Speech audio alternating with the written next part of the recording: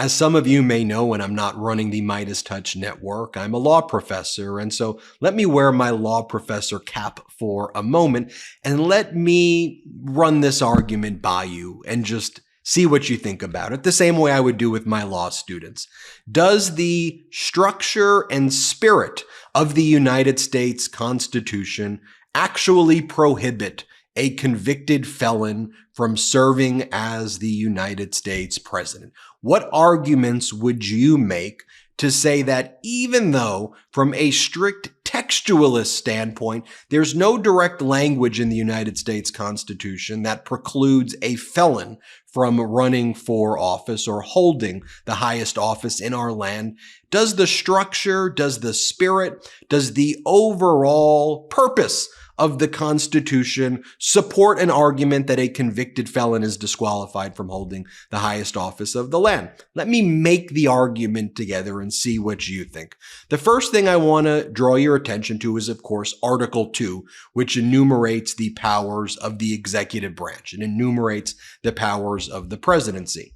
But let's go in reverse order. Let's start with Article 2, Section 4, which is the impeachment clause, which says the president, vice president, and all civil officers of the United States shall be removed from office on impeachment for and conviction of treason, bribery, and other high crimes and misdemeanors. Well, being a convicted felony would automatically make you liable, responsible, or brand you for a high crime. We all agree a felony is a high crime. It exceeds a misdemeanor. A jury of Donald Trump's peers in New York found Donald Trump liable on 34 separate felony counts.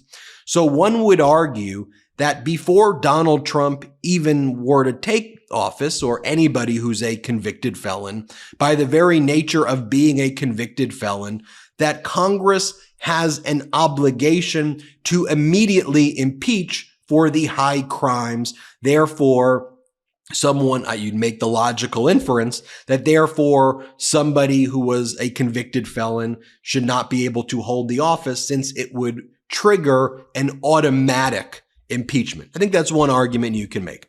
But if you take a look at the other spirit and structure of Article 2, all of the types of things that are the roles and responsibilities of the presidency, like being the commander-in-chief and running the military, if you are prohibited from owning or possessing firearms, how could you then be a commander-in-chief if you can't even own a gun?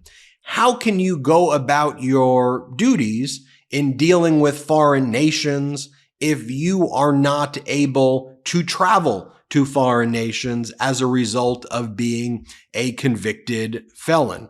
So let's take a look right here at Section 2 of Article 2 of the United States Constitution.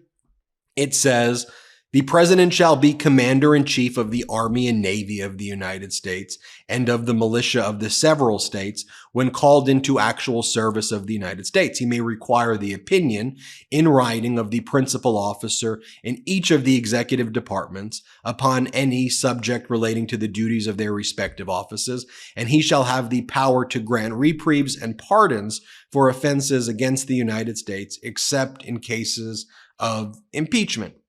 Okay, well, here it says if a president's the commander-in-chief and would run the Army and the Navy and the militia of the several states, if you can't own a gun, how could you be the commander of the military if you can't command a firearm? But let's go down to the next paragraph. He shall have the power, by and with the advice and consent of the Senate, to make treaties, provided 2/3 of the senators present concur, and he shall nominate, by and with the advice and consent of Senate, shall appoint ambassadors and other public ministers and consuls, judges of the Supreme Court, and all other officers of the United States. Okay, so take a look at that right there. If you can travel to 37 plus countries, then how is it that you can even make treaties if you can't even go to the other countries? I think that's a valid point right there.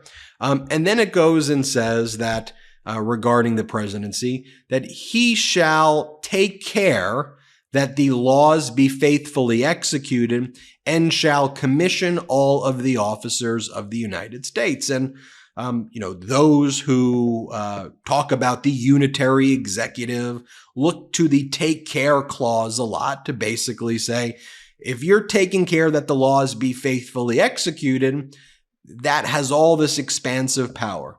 But how can one take care that laws be faithfully executed if by undisputed facts you have failed to take care that the laws be faithfully executed because you are a convicted felon? You therefore are unable to take care that laws be faithfully executed on that basis. So I would make the argument right there. I'll make the argument right there that if you look at the structure, if you look at the text, while there's no direct text, you could at least make the argument that how could it be that our founders would have wanted a convicted felon to hold the presidency?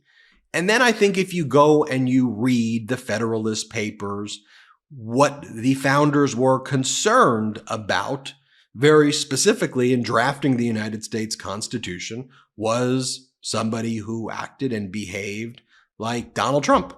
And especially someone who's a convicted felon, I think was so outside the province, was so outside the thinking of our founders that's why they didn't put it in there. I would go back and I would look to the source of these discussions, and the very idea that our nation or a political party would put forth a convicted felon, I would say, is an impossibility that our founders never even conceived of. So that would be my rebuttal to any strict textualist argument saying that, oh, well, the text doesn't appear in there. Now, look, let me be very clear. Do I think that there's any circumstance where this right-wing Supreme Court would ever even entertain the argument that I just made? The short answer is no. I think that there's zero chance that they would ever entertain it. I don't think anyone would ever bring it because they don't think the Supreme Court would ever entertain it. But I think that if we were just to employ common sense, it would seem to follow that if you have committed a high crime, you are therefore disqualified because you're automatically subject to impeachment. If you can't travel to foreign countries, you're disqualified because you can't make treaties. If you can't own a firearm, you're disqualified because how could you command others with their use of firearms? So anyway, that's my thought about it. And, let me just leave you with this though, too. I mean, here's, why I would think that you should never have someone like this in power. I mean, here's Donald Trump in his Arizona speech just whining about how everything is rigged. Play this clip. I just went through a rigged trial in New York with a highly conflicted, and I mean highly conflicted, judge where there was no crime. Like, what is that? Like how is that even real life? How is that even the leader of the Republican Party? And then let me show you this. And this is what I love about President Biden. He's like, look, I'm going to show up at the debate. I'm going to let Donald Trump say what he's going to say, and the American people will see what he says. I know the media doesn't want to report on what he says, but the American people will see what he says. Play the clip. Let me ask you, as we sit here today, you're preparing to speak to the world about the fight for democracy, both abroad and at home. We are 3 weeks from this debate. What do you think you need to accomplish on that debate stage? Say what I think. Let him say what he thinks.